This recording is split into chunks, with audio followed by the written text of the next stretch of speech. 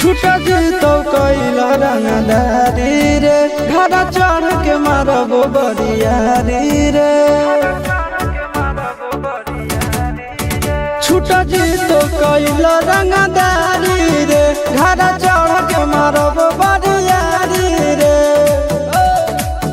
तोरा बाप के न तोरा दादा के चिन्हबो बेटा सब गोली मारबो तैगो गिनबो तोरा बाप के न तोरा दादा के चिन्हबो बेटा सब गोली मारबो तैगो गिनबो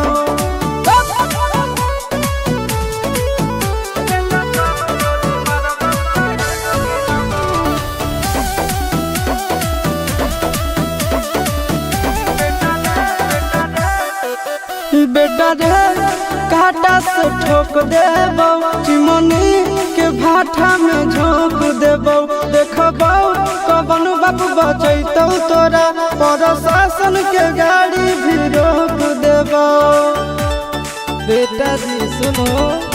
बेटा रे काटा से ठोक देबो चिमनी के भाटा में झोंक देबो देखबो कवन बाप बचैतौ तोरा प्रशासन के गाड़ी भी रोक देबो तोरा जैसन के हम खड़े खड़े गिनबो बेटा सब गोली मारबो तैगो गिनबो तोरा बाप के न तोरा दादा के चिन्हबो बेटा सब गोली मारबो तैगो गिनबो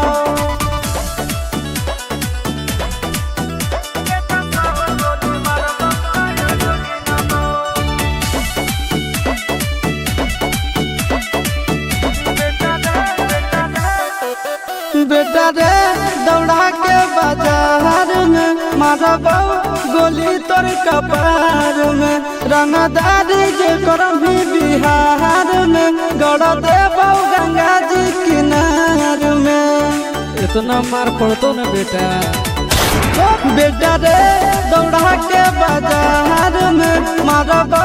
गोली तोर कपार में रंगदारी जे करभी बिहार में गड़ देबो गंगा जी किनार में कहो चिंटू आशीष के कारण सुनाबो बेटा सब गोली मारबो तैगो गिनबो तोरा बाप के न तोरा दादा के चिन्हबो बेटा सब गोली मारबो तैगो गिनबो